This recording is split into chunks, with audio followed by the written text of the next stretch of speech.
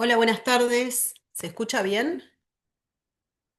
Hola, buenas tardes, profe. Sí, Sí, profe, buenas tardes. Ah, Sí, bárbaro, gracias. bárbaro. Muchas gracias.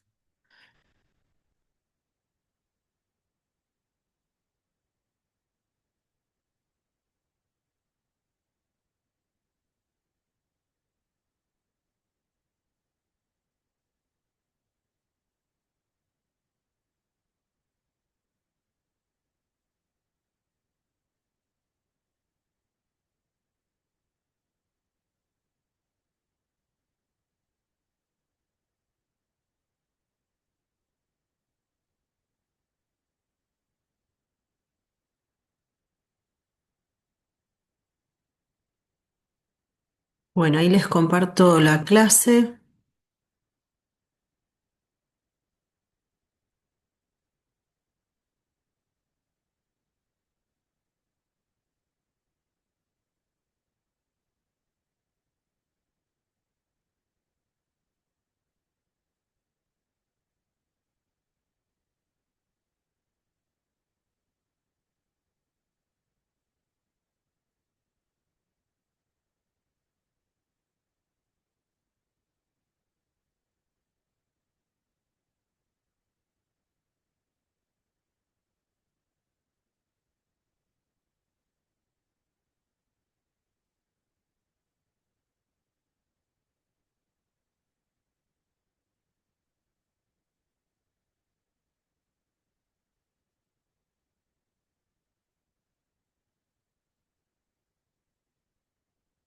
Carcinogénesis.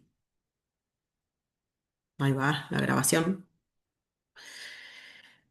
Bueno, para hablar de carcinogénesis tenemos que ver varios pasos de cómo se generan los tumores. Tienen varios pasos porque no dependen de una sola cuestión, sino que es una sumatoria de causas lo que sucede.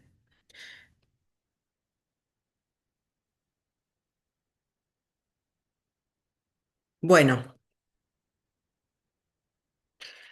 como ven, la carcinogénesis es un proceso por el cual una célula que originariamente era normal se convierte en una célula que es neoplásica o tumoral.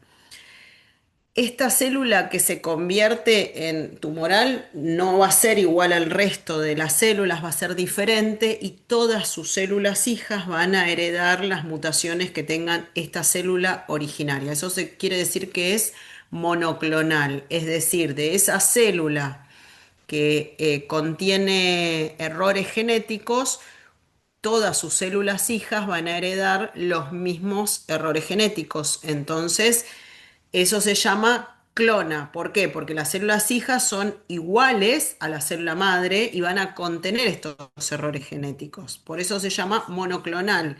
No son células que genéticamente sean diferentes como otras células, sino que son todas iguales a las células que lo originó.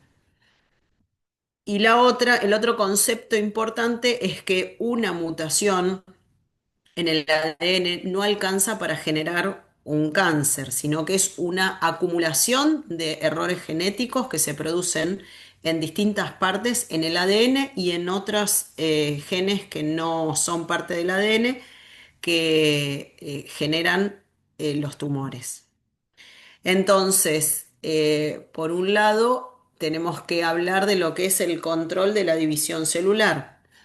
Hay, durante la división celular, hay sistemas que estimulan y sistemas que inhiben esta división celular. Y en esos, en ambos, tanto en los sistemas que estimulan como en los que inhibe, puede haber errores. A veces en los dos puede haber. Entonces, cuando se divide la célula, tiene que haber un control estricto en ese proceso de división celular y si se encuentran errores, lo que tiene que haber es corrección de esos errores. O sea que este proceso es bastante complejo porque primero se produce la síntesis del ADN y luego la división celular y cuando en este proceso, que es la mitosis, en el cual primero se sintetiza el ADN y luego se divide, Hay que controlar que ese proceso se produzca normalmente, detectar si hubo errores y si hay errores hay que corregirlos para poder seguir adelante. Si estos errores son errores graves, no hay que seguir adelante. Ahora vamos a ver eso un poco más detalladamente y la célula tiene que inducir su apoptosis, es decir, la muerte celular, para no engendrar hijas que acumulen estos errores que son graves. Entonces, el cáncer surge cuando la célula escapa a todos estos controles o no es bien controlada o hay controles pero no se detectan errores o esos errores no pueden ser corregidos. Entonces, el cáncer puede ser hereditario, que esto es lo menos frecuente hereditario. Estoy hablando acá no de una célula a la otra, sino de una persona a la otra, ¿sí? De una persona a sus hijos. Porque puede haber mutaciones en uno o en varios alelos de las células germinales. Entonces, cuando las mutaciones afectan a las células germinales, ahí es cuando se produce la predisposición a tener cánceres que son hereditarios o familiares. Pero la mayoría son esporádicos. ¿Qué quiere decir esporádicos? Que son causados por la acción de genes perdón, de mutaciones genéticas causadas por mutágenos ambientales, o sea, diferentes causas del ambiente que pueden causar mutaciones. Esto es virus, bacterias, sustancias químicas, radiaciones. Ahora vemos. Estos son la mayoría, los que son esporádicos.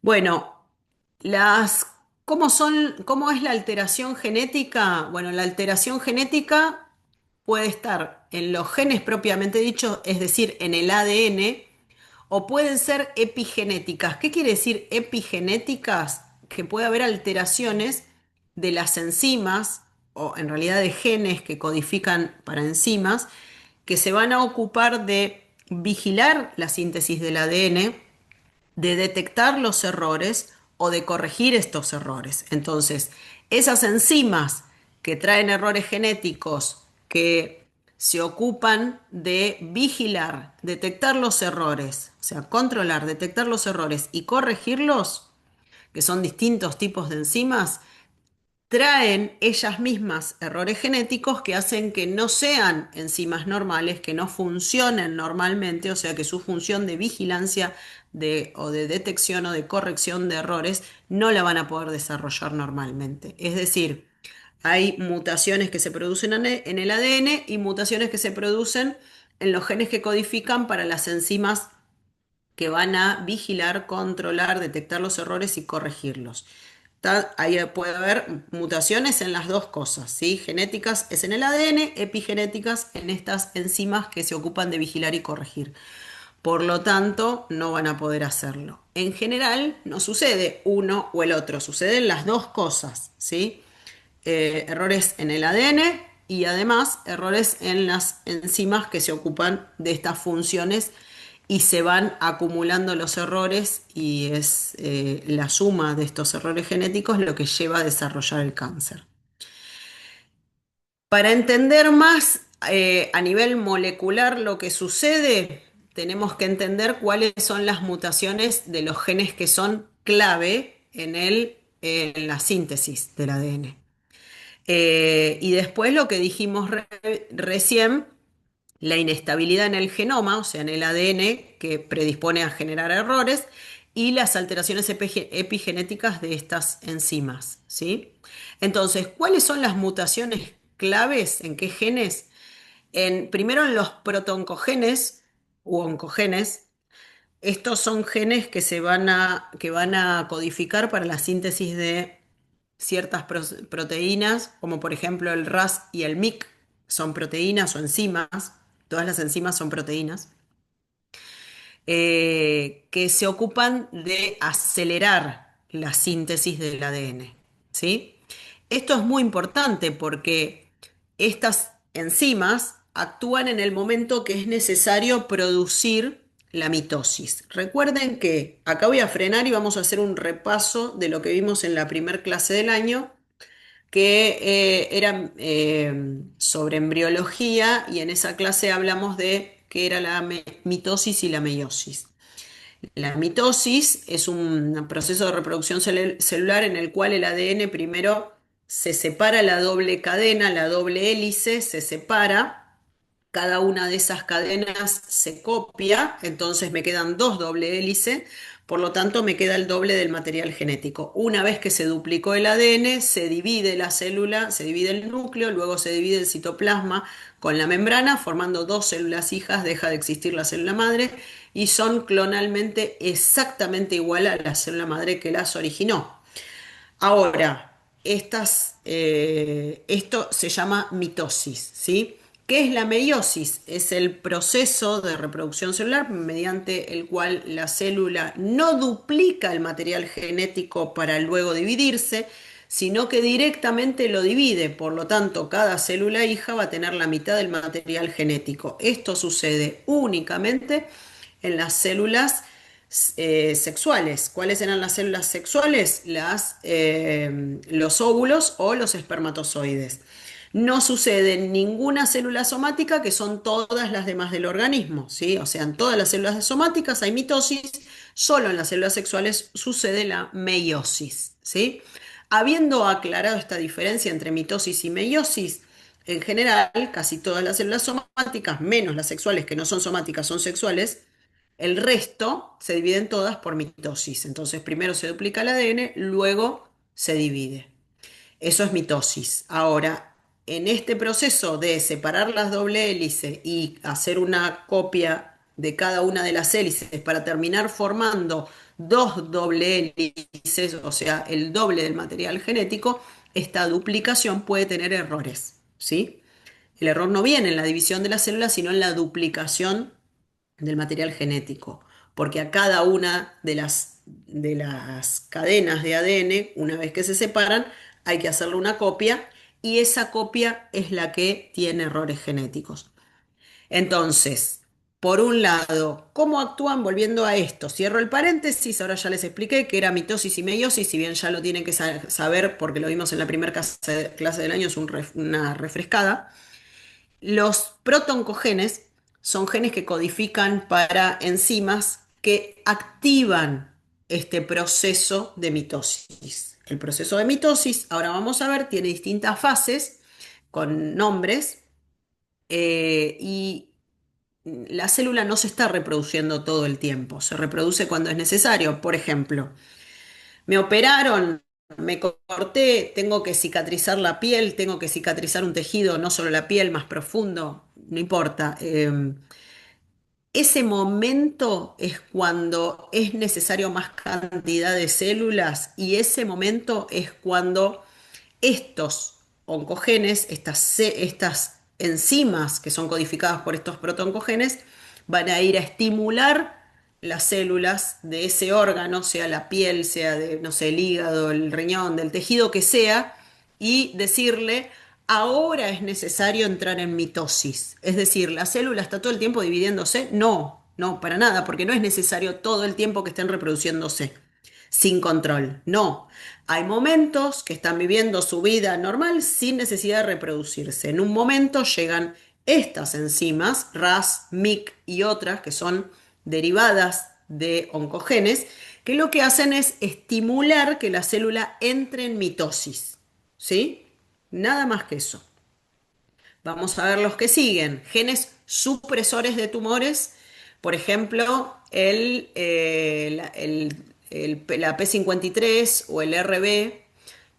El P53 lo vamos a ver especialmente porque es muy importante, pero son genes supresores tumorales que lo que hacen es, cuando el ADN que fue ya duplicado detectan que hay una acumulación de muchos errores graves, esa célula, la P53, hace que entre en apoptosis. Y es lo normal, porque esa célula que se está dividiendo, que separó la doble hélice, copió la doble hélice y la copió con un montón de errores, ese ADN que acumula un montón de errores graves va a desarrollar una célula que sea genéticamente con esos errores graves. Entonces podría iniciar además que es una célula que no va a servir porque no va a cumplir sus funciones normales, podría iniciar el proceso de génesis o de generar un tumor. Entonces, para que eso no suceda, estos genes, como el P53, que se llama guardián del genoma, debe inducir a que esa célula entre en apoptosis y produzca su muerte celular programada, que es lo que corresponde, ¿sí?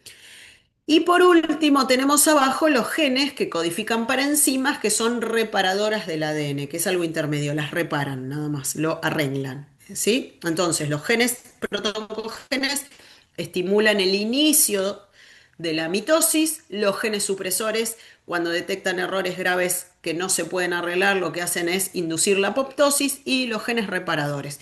Todos estos, recuérdenlos, porque son los que regulan todo este proceso y va a haber errores en todos en general. Bueno, entonces vamos a hablar del ciclo celular que dijimos principalmente la mitosis, ¿no? En todas las células. Estas son las fases del ciclo. Tiene 4 fases. Hay una más, que es la fase G0, que es cuando la célula no está en mitosis, o sea, fuera de la mitosis, cuando está haciendo su vida normal, que no se está reproduciendo, es G0. Y cuando entra en mitosis, se producen estas fases que ven acá, G1S, G2M o mitosis, ¿sí? Básicamente es lo que les conté. G1 se prepara para duplicarse, la S es la síntesis o duplicación del material genético, la G2 es la preparación para la mitosis y la M es la mitosis o la división celular, ¿sí? G1S, G2M. Esas son las fases. ¿Qué es lo que sucede? Hay un punto clave en la mitosis que es la fase G1, que es cuando se está preparando, se empieza a separar la doble hélice que después se va a copiar, ¿sí? Este es un punto restrictivo, un punto muy importante, que es un momento de decisión en el ciclo celular que se puede interrumpir y que puede no seguir con los demás pasos. Entonces, se puede frenar acá en G1 bien al principio, y esto va a depender del nivel de ciclinas. ¿Por qué? Porque justamente las ciclinas son las moléculas que activan todo este proceso. Entonces, tiene que haber un nivel importante de ciclinas que, vuelvo a la diapositiva anterior, recuerdan que hablamos recién de estos protoncogenes, el RAS y el MYC, por ejemplo. Bueno, estos genes que van a estimular que entre en la mitosis van a hacer que se produzca altos niveles de ciclinas. ¿Qué son las ciclinas? Son moléculas que van a estimular, o sea, los protoncogenes, cualquiera de ellos estimula por medio de las ciclinas el ingreso y la progresión de la fase G1 a las fases que siguen, ¿sí? Si no hay un alto nivel de producción de ciclinas, entonces la célula no prosigue de la fase G1 a la que sigue, sino que se queda en G1, medio que se está preparando para copiarse, pero no se copia, entonces se frena ahí, ¿sí? O sea que tiene que haber un alto nivel de ciclinas para que prosiga el ciclo celular. Acá tenemos ejemplos por ahí un poco más detallados de lo mismo que le dije, que les conté recién. Vieron protoncogenes que estimulan la división celular, los genes supresores tumorales o antioncogenes y los genes antiapoptóticos. Entonces, vamos a los primeros protoncogenes, que son los que estimulan la producción de ciclinas y que la célula entre en el ciclo celular. ¿Qué hacen? Esos son el CARRAS, el ERP2. Estos son ejemplos de cuáles son. Lo importante es que los protoncogenes estimulan que entre en la fase de G1, que es la división del genoma, para luego copiarse.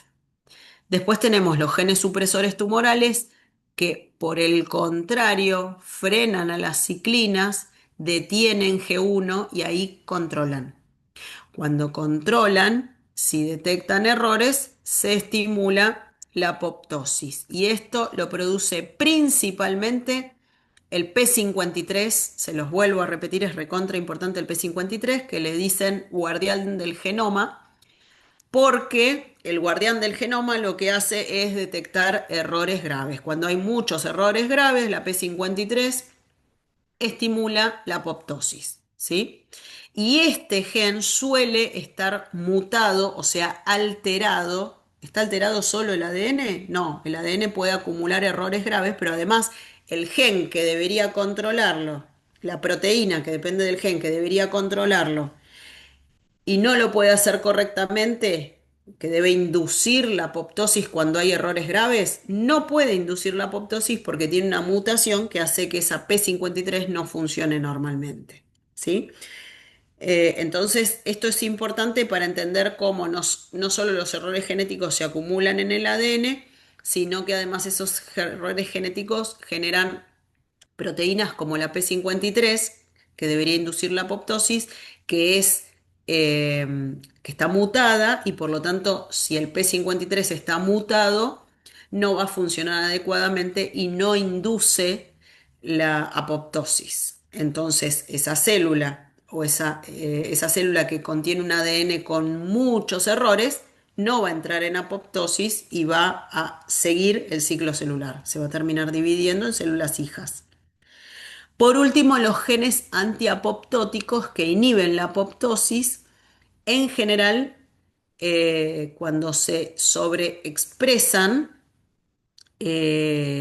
permite que las células mutadas se sigan dividiendo. Es decir, estos últimos genes, que son los genes antiapoptóticos, lo que hacen es que la célula sobreviva, ¿sí? Y si estos genes se expresan demasiado, van a producir una gran cantidad de estas proteínas, ¿ven? BCL2, ¿sí? Cuando el BCL2 está sobreexpresado, se produce una gran cantidad de esta proteína BCL2 que lo que hace es estimular, inhibir permanentemente la apoptosis.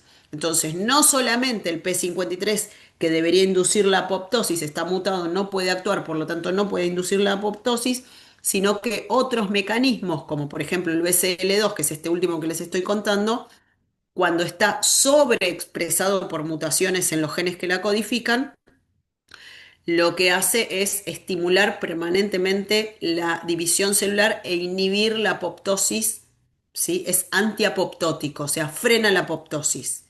El otro que la debería inducir no la puede inducir y este frena la apoptosis por quien sea que lo esté estimulando. Bueno,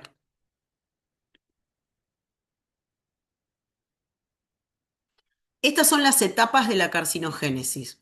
Primero hay iniciación, promoción y progresión. Vamos a ver cada una de esas. Para la iniciación tiene que haber daño genético irreversible, grave, en el ADN. La promoción es la proliferación celular favorecida.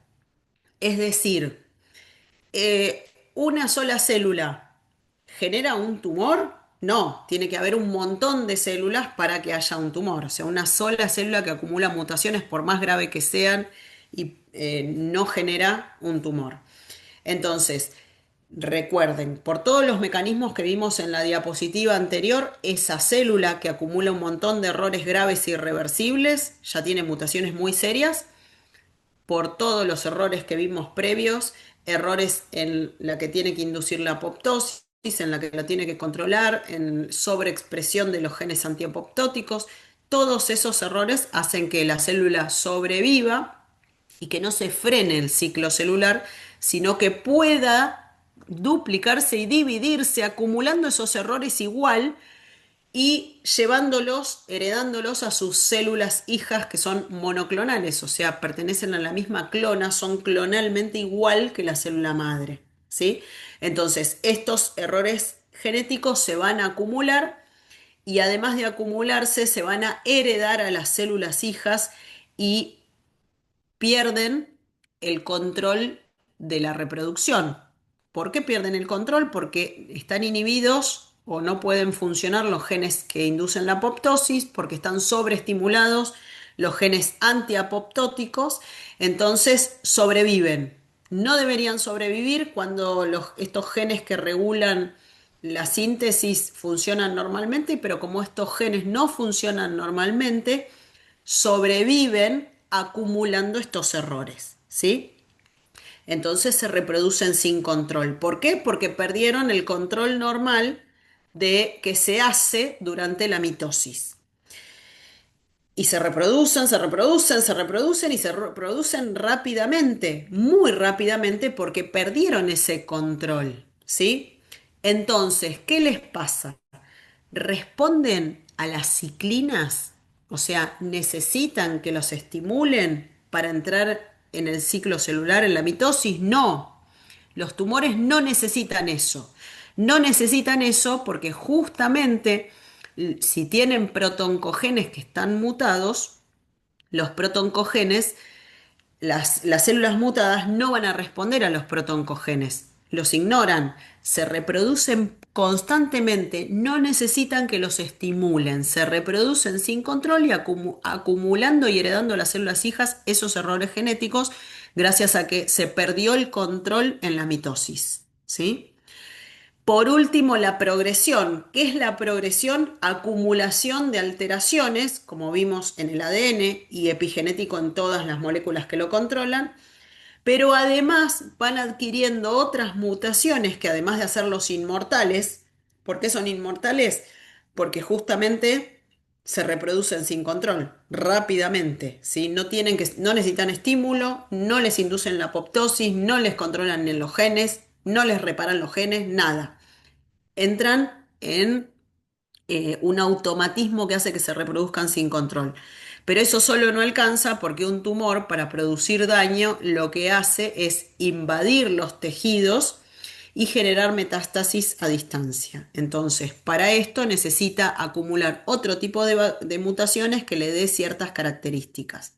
Los tumores cuando crecen porque se están reproduciendo rápidamente, primero generan vasos sanguíneos, o sea, neovascularización o angiogénesis, son sinónimos, que les brinda el aporte de sangre y oxígeno a un tejido que es metabólicamente más demandante, porque se reproduce constantemente y rápidamente y crece mucho más rápido que las células que están alrededor de los tejidos normales. Entonces, necesitan vasos sanguíneos, entonces producen factores estimulantes que generan y que estimulan el crecimiento de estos nuevos vasos sanguíneos, o sea, estimulan la angiogénesis y les da sangre y les aporta sangre, o sea, oxígeno y nutrientes a estas células tumorales y se los saca a las otras, por lo tanto el resto de las células que tienen menos demanda les va a ir todavía menos cantidad de sangre y además no solo eso,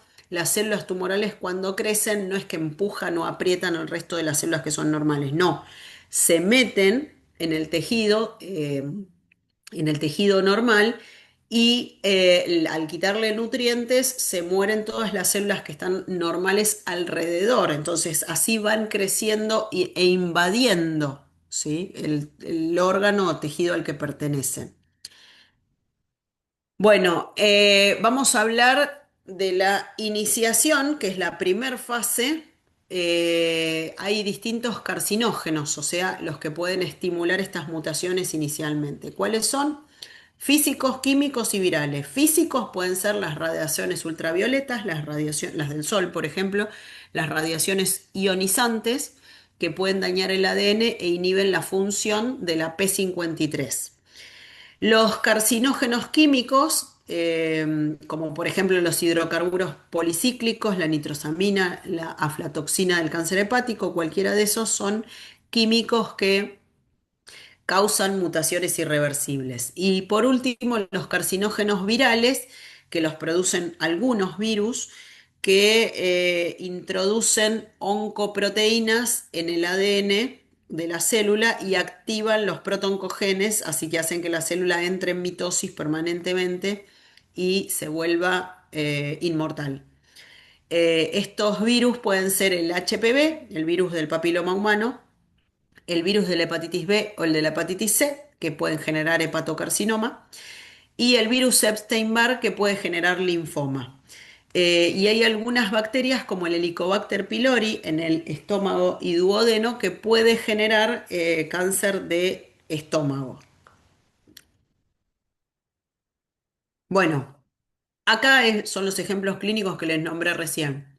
Cómo se relaciona la radiación ultravioleta con el desarrollo del melanoma, que es un cáncer de piel, el tabaco, que puede estimular el desarrollo de cáncer de pulmón, el virus del papiloma humano, carcinoma cérvico-uterino, y el virus Epstein-Barr, el linfoma de Burkitt, ¿sí? Son ejemplos nada más. Bueno, el segundo paso, que es la promoción, que es el crecimiento del tejido y la formación de un tumor. Esta célula empieza a reproducirse en forma descontrolada, se vuelve inmortal, empieza a crecer y forma un tumor. ¿Qué necesita? Necesita factores de crecimiento. Obviamente que estas células producen estos factores de crecimiento, siguen estimulando el crecimiento de estas células y siguen sin control reproduciéndose y produciendo mitosis. Y además pueden responder también a no solo a factores de crecimiento, sino a estímulos hormonales como estrógenos e insulina. Los tumores que responden a estrógenos son, por ejemplo, el tumor de mama, algunos tumores de mama, porque son diferentes, pero bueno, hay algunos que pueden responder a eso. Y factores estimulantes, como les decía, de la angiogénesis, y no solo de la angiogénesis, que es para formar vasos sanguíneos, sino de la degradación de la matriz extracelular. La matriz extracelular, que sería todo el estroma del tejido, producen sustancias que lo degrada y van infiltrando y metiéndose de esta forma, gracias a esas sustancias, en el órgano. Por último, la progresión, que es una etapa solamente de los tumores malignos, es decir, un tumor puede crecer, infiltrar un órgano, agredir un órgano y que sea curable, tal vez porque se limita solo a ese órgano, es un crecimiento que es un poco más limitado, pero no da metástasis a otros órganos. En cambio, esta fase que es la 3, la progresión, esta tercer fase es exclusiva de los tumores que son malignos, porque esta fase es la que, en la cual la célula tumoral se vuelve capaz de invadir tejidos fuera del órgano en el cual se generó o a distancia. Esto se llama metástasis. ¿Cómo son las metástasis? Las metástasis puede ser que el tumor adquiera capacidad de destruir el estroma fuera de los límites del órgano donde se originó, invada órganos que son adyacentes, vecinos, que están al lado, y esto se llama metástasis por contigüidad, porque están al lado, ¿sí? Infiltración por contigüidad.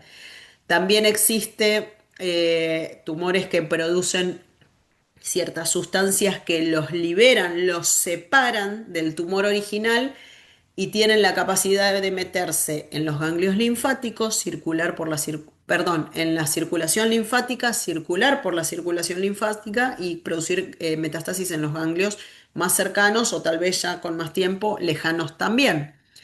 Si no es en la circulación linfática, pueden meterse en la circulación sanguínea y por la circulación sanguínea ir a colonizar y crecer en otros órganos y generar metástasis a distancia en otros órganos. Entonces, este proceso que es la progresión es la capacidad, adquieren ciertos tumores la capacidad de invadir, o sea, de hacer metástasis. Y esto lo hacen por medio de sustancias químicas que les permite invadir otros tejidos por contigüidad, o sea, metástasis por contigüidad, desprenderse del tumor original y hacer metástasis por vía linfática a ganglios o por circulación sanguínea a órganos distantes, ¿sí? Esas son las tres tipos de metástasis que pueden generar según el tipo de tumor. Algunos predominan más en algunos órganos, otros en otros, algunos en ganglios, otros solo en tejidos vecinos, en órganos vecinos.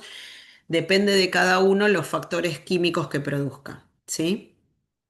Bueno, entonces, este proceso, este último proceso de generar metástasis depende de justamente que se formen vasos sanguíneos que estimulan el crecimiento permanente del tumor, la degradación de la matriz extracelular, o sea, del estroma que les permite invadir tejidos adyacentes, la migración de las células mediante factores que hacen que puedan desprenderse, ¿sí?, del tumor original para meterse en la circulación linfático sanguínea, la evasión de la respuesta inmune, porque justamente carecen del complejo mayor de histocompatibilidad, que son proteínas que están en la superficie que nos identifican, que identifican a todas nuestras células, son individuales de cada persona, carecen de esas células del complejo mayor de histocompatibilidad y además expresan moléculas de HLA-G que inhibe al sistema inmune, por lo tanto son como invisibles al sistema inmune, o sea, el sistema inmune ve y trata de detectar sustancias virus, bacterias, microorganismos que sean extraños al organismo para atacarlo, pero también tiene que detectar el sistema inmune este tipo de células que son erróneas, atacarlas y matarlas. Si tienen muchos errores, sería lo correcto. Sin embargo, eso no sucede gracias a que por un lado no tienen complejo mayor de histocompatibilidad, o sea, es como si no las vieran, están pasando adelante el sistema inmune y no las ven, son como transparentes, no las pueden detectar el sistema inmune o expresan estas moléculas que inhiben al sistema inmune, ¿sí? Por eso evaden la respuesta inmune. Y además, la característica que fue lo que dije recién, la capacidad de colonizar otros órganos, sea órganos adyacentes, distantes por circulación sanguínea o ganglios por circulación linfática. Bueno, ¿cuáles son los mecanismos normales de defensa que tiene una célula? Bueno, ya dijimos la apoptosis, que es la muerte celular programada, que debería eliminar las células que tienen mutaciones. Las proteínas anticiclinas que lo que hacen es actuar en contra de las ciclinas estimulan que siga el ciclo celular, las anticiclinas detienen el ciclo en G1 justamente para controlar, detectar errores y repararlos, o sea que es importante que estén para que este proceso se produzca normalmente. Hay mecanismos de reparación que se producen en ese momento de síntesis que tienen que ocurrir. Y por último, el acortamiento de telómeros, que este es un punto muy importante. Vieron que el ADN está en forma de cromatina laxa o cromatina compactada. Cuando se condensa la cromatina, forma los cromosomas que tienen forma de X. Esos cromosomas tienen extremos, ¿sí? Cuatro extremos, dos puntas acá, dos puntas acá, ¿sí? Las puntas, los extremos de la X, ¿sí? Esos extremos de la X de los cromosomas se llaman telómeros. Y a medida que una célula se reproduce, se reproduce y se reproduce, las células hijas, que son iguales que la madre genéticamente, se van a ir acortando en cada reproducción celular, se van a ir acortando los telómeros, o sea, estas puntas van a ser cada vez más cortitos, haciendo que los cromosomas sean más cortitos porque justamente el extremo, que es el telómero, se acorta. Esto es un proceso normal de envejecimiento en las células, ¿sí? Entonces, una célula que lleva muchas reproducciones celulares se supone que podría acumular errores que tal vez no fueron corregidos o no fueron detectados. Entonces, cuando una célula que es clonalmente igual a sus antecesores lleva muchas reproducciones celulares, los telómeros se van acortando y llega un momento que esa célula genéticamente está envejecida porque acumula un ADN clonalmente igual a sus células antecesoras que podría tener errores genéticos. Entonces, cuando los telómeros se acortan, me habla de la vejez genética de esa célula. Entonces, este acortamiento de los telómeros debería inducir la apoptosis en estas células, lo cual es sano, ¿sí? ¿Qué hacen los tumores? Los tumores producen células que inhiben este acortamiento de los telómeros, o sea que hacen que el telómero se vuelva a prolongarse, se vuelve largo, ¿sí? El extremo, esta zona extrema, en vez de acortarse, se vuelve más largo y pareciera genéticamente un ADN nuevo, de una célula nueva. Y no es, porque en realidad son células que van acumulando un montón de divisiones celulares, por lo tanto genes que están envejecidos podrían acumular muchos errores genéticos y entrar en apoptosis, pero no van a entrar porque las células tumorales producen alargamiento en los telómeros y hacen parecer que genéticamente fueran jóvenes cuando son viejos porque acumulan muchas divisiones celulares. O sea que Por todos los lados donde lo miramos, las células tumorales pueden escapar a todo esto,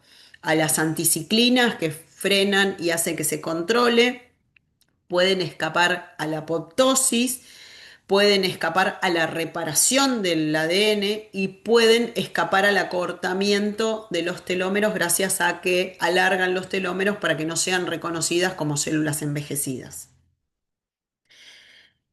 Bueno, acá voy a frenar. Díganme si más o menos se viene entendiendo porque es medio complejo y es todo mucho molecular lo que estoy hablando. O si tienen dudas o preguntas.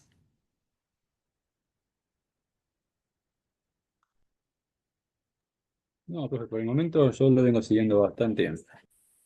Bien, bueno, entonces, prevención y perspectivas. ¿Qué tenemos que hacer? Primero, evitar la exposición a carcinógenos. ¿Cuáles eran los carcinógenos? Repasando para atrás, tenemos físicos, químicos, o sea, ambientales, y después virus y bacterias. Entonces, ¿qué tenemos que hacer? Para virus, bacterias, tenemos, para virus principalmente, vacunas. Vacunas de la hepatitis B, vacunas del HPV, que ahora se dan por ahora a las personas de 11 años que se supone que van a entrar en edad sexual activa. Son virus que hay que prevenir el contagio, ¿sí? El Helicobacter pylori puede dar gastritis al principio, termina dando cáncer después de mucho tiempo, entonces cuando hay gastritis, cuando hay síntomas, cuando hacemos una endoscopía a un paciente y se detecta que hay Helicobacter pylori, hay que dar el tratamiento antibiótico adecuado, más adelante lo van a aprender, para erradicarlo, porque si permitimos que siga estando esa bacteria puede generar alteraciones que terminen en cáncer, ¿sí? Entonces, para virus, bacterias tenemos vacunas para virus, para bacterias, que sería el Helicobacter pylori, es antibiótico, tratamiento erradicador. Esto es para prevenir, ¿sí? Cuando todavía no se genera un cáncer. ¿Qué otras cosas tenemos? Bueno, para los rayos ultravioletas tenemos un montón de cuidados de la piel, como no exponerse a la luz ultravioleta o lo menos posible, usar protección solar con factores mayores a 50, sobre todo en algunas personas que han hecho tratamientos que sensibilizan mucho la piel o las pieles más claras que tienen menos defensa, ¿sí? Después, obviamente evitar el cigarrillo, evitar sustancias que sean tóxicas. Prevención secundaria, tamizaje y diagnóstico temprano. Prevención secundaria es una persona que ya tuvo cáncer, ¿sí? ¿Cómo hago la prevención esta? Se llama prevención secundaria, por ejemplo, una persona que ya tuvo cáncer y tengo que prevenir que tenga otra cosa. Bueno, obviamente el que tuvo cáncer de pulmón, no puedo volver la vida atrás, tengo que hacer tratamiento, pero sí puedo a partir de ahora inducir que esa persona cese el hábito tabáquico, o sea, que deje de fumar.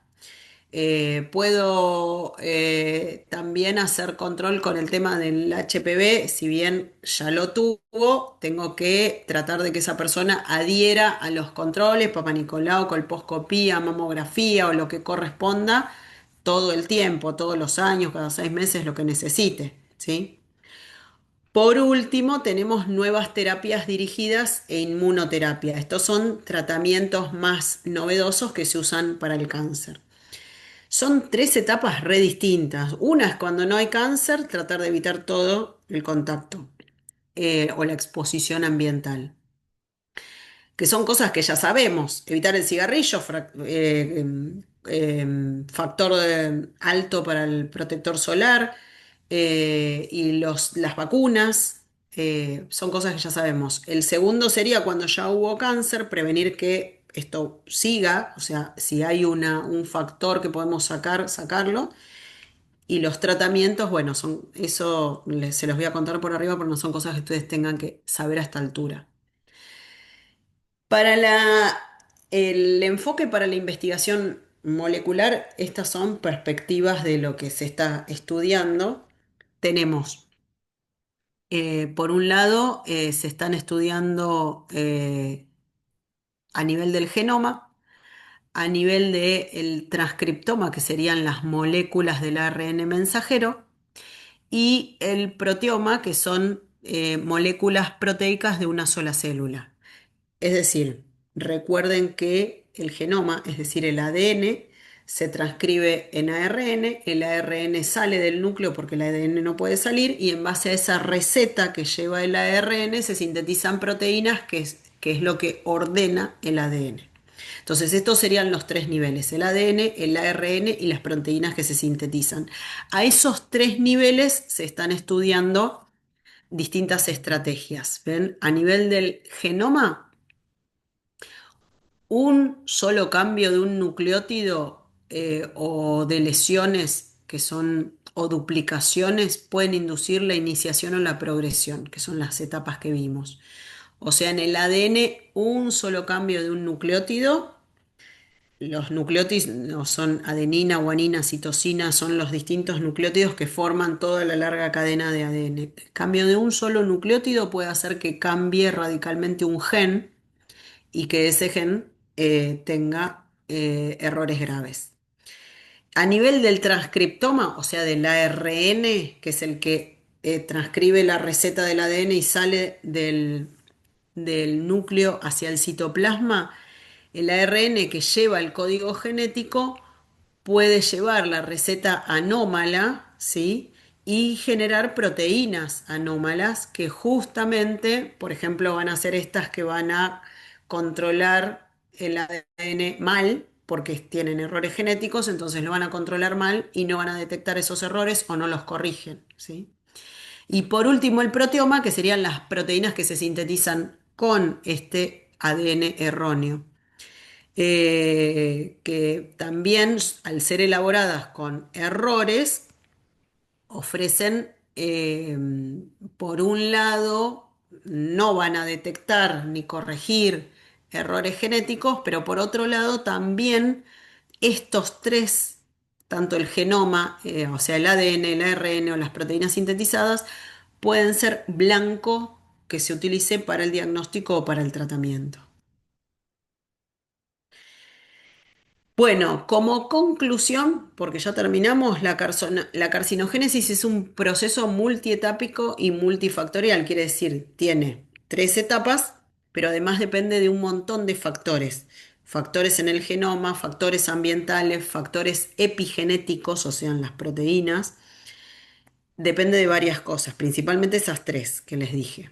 Involucra alteraciones genéticas y epigenéticas, como les conté, lo que finalmente permite que la célula evada los mecanismos del control y prolifera sin límite y sin control y además adquiere la capacidad de generar metástasis, o sea, de invadir otros órganos.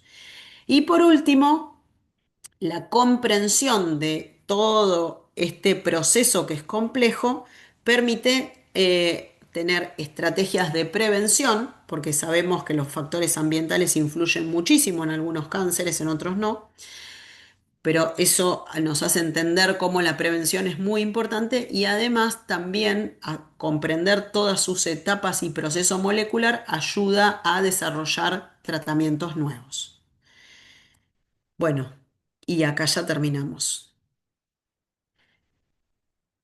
¿Dudas? No, profe. Bien, bien. Bueno, denme un segundo que quiero hacer tengo que traer el cuadernito donde tengo anotado lo del taller. Así vemos las definiciones que les piden en el taller para charlar de eso. ¿Sí? ¿Me dan un segundito?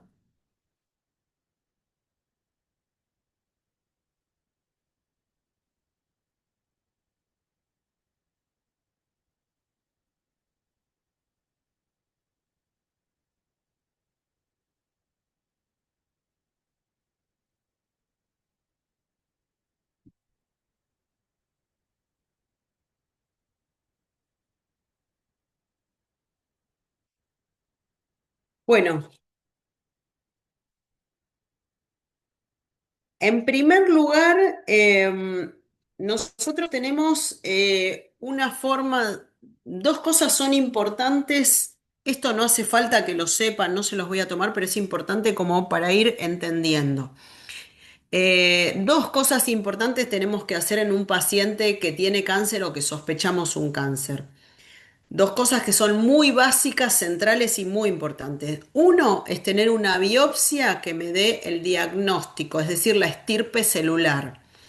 Es lo mismo un tumor del hígado que se originó en los hepatocitos que un tumor de hígado que se originó en las células de los colangiolos o la vía biliar.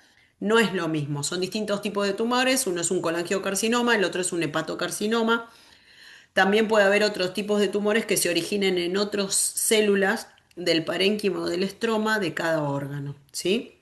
Entonces, es re importante, no porque un tumor se inicie en un órgano van a ser todos iguales, o sea, hay distintos tipos de tumores en cada órgano, ¿sí? Por eso es muy importante tener siempre una biopsia del tejido que esté afectado, que puede ser el tejido, el órgano que originó el tumor o donde hay metástasis, no importa, lo que sea más sencillo y menos riesgoso para el paciente, de ese lugar voy a obtener una muestra para tener una biopsia, ¿sí? Luego que tenemos el diagnóstico de ese cáncer y conocemos la estirpe celular, nos dice es un adenocarcinoma, es un carcinoma epidermoide, es un, no sé, es un tumor benigno, es un blastoma, que son los benignos, es otra cosa, bueno, veremos. Los que son malignos van a tener metástasis, entonces cuando se trata de un tumor maligno vamos a tener que hacer una estadificación, que es ver en qué estadio está ese tumor. Cada tumor tiene su forma de clasificar los estadios, es en realidad una tabla que se clasifica con números, y estos números los sacamos de tres cosas principalmente. Primero, que es el tipo de metástasis, ¿no? Si tiene invasión local fuera del órgano, se infiltra otros órganos, se infiltra ganglios cercanos o lejanos, pocos o muchos, y se infiltra otros órganos, es decir, si hay metástasis a distancia o secundarismo, se les dice muchas veces. ¿Por qué secundarismo? Porque el primario es donde se originó, el tumor primario es donde se originó el tumor, las metástasis se llama secundario. Todas son secundarias a un cáncer, por ejemplo, no sé, un cáncer de pulmón que da metástasis en los huesos. Los huesos sería un secundarismo, o sea, una metástasis del cáncer de pulmón. Entonces, es importante cuando ya tenemos el diagnóstico hacer la estadificación, ver el estadio que está ese cáncer en esa persona. Y para eso tenemos que hacer una imagen, que es una tomografía de cuello, tórax, abdomen y pelvis con contraste oral y endovenoso, o un PET, que es una tomografía por emisión de positrones, que es un material se usa material radioactivo que va a ir a marcar células tumorales, ¿sí? ¿Por qué? Porque son hipermetabólicas, o sea, tienen una vida muy acelerada, se reproducen constantemente, consumen un montón de oxígeno y nutrientes y van a consumir este material radioactivo, y cuando lo veo en una imagen del cuerpo completo de este paciente va a ir a marcar dónde están esas células metabólicamente activas, o sea, las células tumorales. ¿Sí? Eso es un PET y si no una tomografía. Lo que yo tenga para hacer cualquiera de las dos, con eso puedo estadificar. Entonces voy a decir, clasifico en las tres cosas. Uno es el tumor, T, el T, porque esto se llama TNM. El T me habla del tumor. ¿El tumor está dentro del órgano que lo originó o ya salió y está invadiendo otros órganos?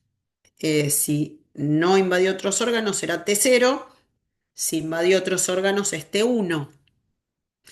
Después N, la N habla de nódulos, o sea, ganglios. ¿Tiene infiltración secundaria, o sea, metástasis en ganglios? ¿Sí o no? Si no tiene, es N0. Si tiene un ganglio o dos, es N1. Si tiene más de dos y que son distantes, en general es N2. Esos son los puntos que le vamos a dar, ¿sí? Y la M habla de metástasis en otros órganos, no ganglios, a distancia, ¿sí? Entonces, fue por vía hematógena, por sangre, circuló y está en otros órganos, más lejos, más cerca, cuántos órganos, cuáles invade, un órgano, dos órganos, tres órganos, ninguno. Bueno, ahí vamos a clasificar M, que es la de metástasis en otros órganos, en M0 cuando no hay, M1, M2, M3, y esto va a ser según cada tipo de tumor. Es decir, cada tumor, por ejemplo, un tumor de colon, un adenocarcinoma de colon, un adenocarcinoma de pulmón, un hepatocarcinoma, son tumores diferentes, no solo de diferentes se originó en diferentes órganos, sino que son diferentes tumores con diferente comportamiento. Lo vamos a biopsiar, lo vamos a diagnosticar y una vez que está eso hacemos la estadificación con alguno de estos estudios por imágenes. Estas imágenes nos van a dar esta información. Fuera del colon, que es donde se originó, invade otros órganos adyacentes, entonces será T0, T1. Fuera del colon, invade algún ganglio, ninguno, N0. Uno, 2, N1, N2, N3, lo que sea que haya invadido. Fuera del colon, invade otros órganos, por ejemplo, si me invade el hígado y el cerebro, 2. Entonces, ¿tengo metástasis a distancia? Sí, M2, por ejemplo, M3 o lo que sea. Si no tiene ninguna, M0. Y vamos combinando el número de T, el número de N y el número de M y me da un estadio. Es estadio 1, es estadio 2, 3, 4. ¿Sí? Esto no es algo que lo tengan que saber de memoria porque cada vez que uno necesita hacerlo puede ir a buscar la estadificación, o sea, cómo calculo el estadio para, no sé, adenocarcinoma de pulmón, para adenocarcinoma de colon, para colangiocarcinoma, para hepatocarcinoma o lo que sea, ¿sí? Pero sí tienen que saber que esas dos cosas son muy importantes hacer en todo paciente que tiene cáncer. Primero una biopsia para saber la estirpe celular y luego la estadificación mediante una de estas dos imágenes, tomografía, cuello, tórax, abdomen y pelvis con contraste oral y endovenoso o PET para poder calcular el TNM, o sea, dónde tienen las metástasis del tumor, de los ganglios o a distancia, y combinando todos esos datos, calcular el estadio. ¿Sí? ¿Tienen dudas de esto o se entendió más o menos? Y se No entendió, entendió, profe. profe. Mm. Bueno, nos queda una cosa más, que son las definiciones que piden en el taller. Hay varias palabras que son parecidas, que lo que tenemos que saber es la definición, nada más, ¿sí? Eh, Primero, hiperplasia e hipertrofia. Parece lo mismo, pero no es lo mismo hiperplasia que hipertrofia. Son cosas que pueden ser normales, fisiológicas o tal vez están alteradas y son patológicas. La hiperplasia es el aumento del número de las células en un tejido. Por ejemplo, el aumento del útero durante el embarazo, las células del útero del miometrio se reproducen causando el aumento del tamaño del útero que tiene que suceder en el embarazo y eso es normal, ¿sí? Eso es fisiológico, por un estímulo hormonal, es fisiológico en ese momento de la vida. Patológico, por ejemplo, podría ser la hiperplasia que se produce en el cuello del útero cuando hay un estímulo viral que es el HPV. No todos los HPV, hay un montón de serotipos de HPV que son genéticamente distintos, no todos causan cáncer, algunos causan verrugas, que es proliferación del epitelio, pero no malignidad, ¿sí? No todos los serotipos son malignos. Bueno, eso sería hiperplasia. Hipertrofia es aumento del tamaño de cada una de las células de ese órgano, ¿sí? Que termina haciendo aumentar el tamaño del órgano. Esto sería, por ejemplo, cómo aumenta el miocardio por hipertensión arterial o por aumento de la sobrecarga de volumen. Pacientes que están permanentemente hipertensos estimulan que, o sea, le dan más trabajo al corazón, entonces terminan aumentando el tamaño de cada uno de los miocitos, o sea, las células musculares del miocardio. Por lo tanto, terminan generando un miocardio que es grandote, grueso, hipertrófico. Entonces, eso genera hipertrofia del miocardio, ¿sí? Una hipertensión no controlada. Porque si la persona tiene diagnóstico de hipertensión y toma medicación antihipertensiva y controla bien su presión, la mantiene normal o lo más normal posible, no va a tener estas consecuencias. Pero Si está sin tratamiento, está todos los días hipertenso, bueno, va a terminar generando esto, esta hipertrofia del ventrículo izquierdo. Después tenemos atrofia, que es fácil entenderlo porque es el achicamiento, disminución del tamaño de las células que hace disminuir el tamaño del órgano y esto puede suceder, por ejemplo, después del parto es normal que ahí se van achicando y atrofiando las células y muchas se van muriendo y no se reproducen porque el útero tiene que volver a un tamaño que es normal fuera del embarazo. En el embarazo es normal que crezca, fuera del embarazo es normal que se achique. Entonces eso es atrofia, se va atrofiando el útero hasta que vuelve a un tamaño que es normal para fuera del momento del embarazo, ¿sí? Y patológico, por ejemplo, es la atrofia de los músculos que sucede cuando tenemos un yeso. Me fracturé acá, me pusieron un yeso, un mes y medio, 2 meses con yeso, me sacan el yeso y me queda un brazo así y el otro normal, ¿sí?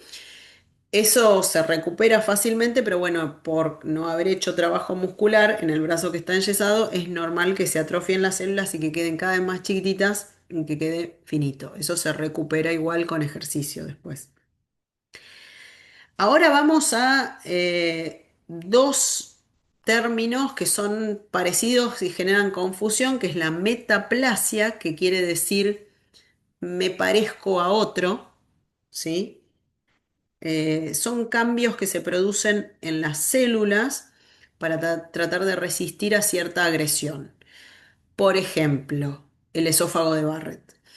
Tenemos personas que tienen reflujo gastroesofágico y si hay reflujo gastroesofágico en forma seguido, permanente, va a ascender el ácido clorhídrico del estómago hacia el esófago. ¿El estómago está preparado para tolerar el ácido clorhídrico? Sí, ustedes ya lo saben. Tiene una barrera mucosa importante, moco, fosfolípidos, agua, bicarbonato, un montón de cosas que lo protegen. Pero no así el esófago, porque el esófago no produce ácido clorhídrico, no tiene por qué tolerar el ácido clorhídrico.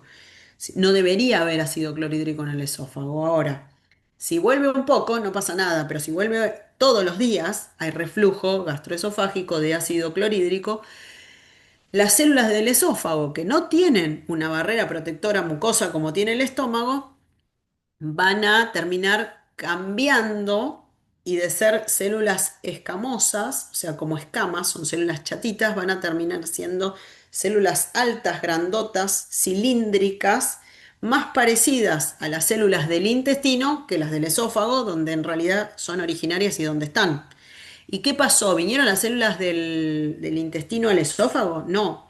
Las células del esófago tuvieron que convertirse para resistir esa agresión permanente del reflujo gastroesofágico. Entonces, ahora remedan o se parecen a células intestinales, ¿sí? O sea, no son más escamosas, finitas, chatitas, sino que son altas, grandotas, cuboides o cilíndricas, porque tratan de resistir a esta agresión constante del ácido clorhídrico en el reflujo gastroesofágico.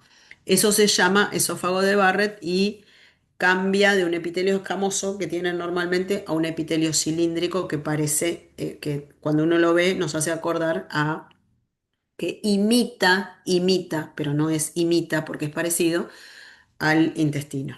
Eso es metaplasia, ¿sí? Es un cambio importante que hace que las células pierdan su forma normal. Ya es un cambio importante. Eh, Puede llegar a ser cáncer en el futuro si persisten estos cambios. Tienen que acumular muchos errores más que este cambio. Después tenemos la displasia, que es la organización anómala de las células con crecimiento y maduración desordenada. Por ejemplo, el SIL por el HPV, y esto es una lesión precancerosa. El HPV, vieron que les dije, no todos los serotipos producen cáncer, algunos producen cáncer, otros no, pero sí estimulan el constante inicio del ciclo celular y la reproducción de las células, por eso producen verrugas, porque hay crecimiento en donde están, estimulan el crecimiento del epitelio, ¿sí? Pero no todos producen cáncer. Ahora, lo que sí pueden producir al principio es esta displasia, que es las células no están ordenadas, los núcleos no son normales, la mitosis, o sea, esta duplicación y división celular no es del todo normal y empiezan a estar desordenados. Algunos desórdenes que se ven en el núcleo, en los centríolos, en el ADN y también en las células. Este desorden no es un cáncer aún, pero es una lesión precancerígena que se llama displasia, ¿sí? En el cuello del útero lo que se genera como ejemplo es el SIL, ¿sí? Que quiere decir lesión ay, ¿cómo era? Bueno, no me acuerdo exactamente qué quería decir la sigla, pero es una lesión seria, que todavía no es cáncer, pero que es una lesión preneoplásica, ¿sí? Bueno, por último tenemos la anaplasia o atipía. Anaplasia o atipía. ¿Qué quiere decir atipía? Que es totalmente atípico la mitosis. Yo le tomo una biopsia, el patólogo mira esa muestra y ve núcleos que son feos, desorganizados, desordenados, aberrantes, no son normales. Veo una alta replicación celular, una alta tasa de mitosis, que eso me habla mucho de lo maligno. ¿Por qué? Porque esto ya, la atipía ya es de tumor maligno, ¿sí? Entonces, cuando hay atipía en algún tejido, esto me habla de la malignidad, esto ya es cáncer. Por último, tenemos una definición que es la neoplasia, que la neoplasia es cuando ya este cáncer maligno hay crecimiento tumoral, ¿sí? Es decir, no hay una sola célula o poquitas células en un tejido, sino que hay un crecimiento tumoral, incluso invasión de otros tejidos, o sea, generación de metástasis. Y acá ya terminamos. Esas son las definiciones que pide el taller. No hay mucho más de cáncer. ¿Dudas o algún comentario, lo que quieran decir?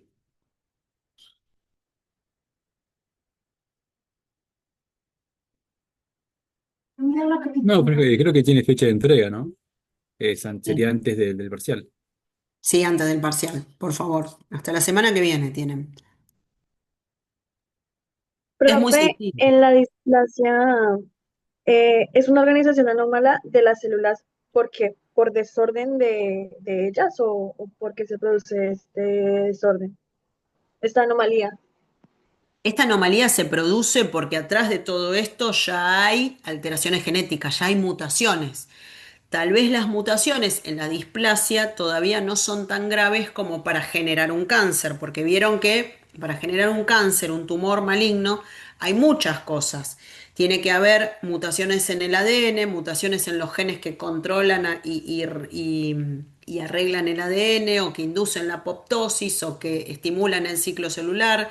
Hay alteraciones en un montón de cosas. Entonces, en general, en la displasia hay algunas mutaciones que no son tan graves todavía, pero que se van viendo en las células hijas y que generan este desorden en la célula y en el núcleo especialmente. ¿Sí? Listo, profe, gracias. De nada.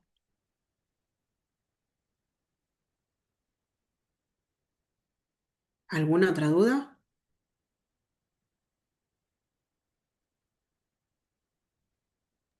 No, profe. Bien, bien. Bueno, chicos, si no hay más dudas o comentarios, los dejo. Espero que les haya llegado el PowerPoint, lo mandé para que lo reenvíen, si no después lo subo al campus, así lo tienen, y lo ven de ahí, porque no hay muchos lugares de donde leer esto. En el Gaiton está, pero bueno, digamos que este es un resumencito que les va a servir para estudiar. Bueno, los dejo. Estudien. Muchas Gracias, gracias, Profe, profe. de nada. Buenas tardes. Gracias, profe. De nada, nos vemos.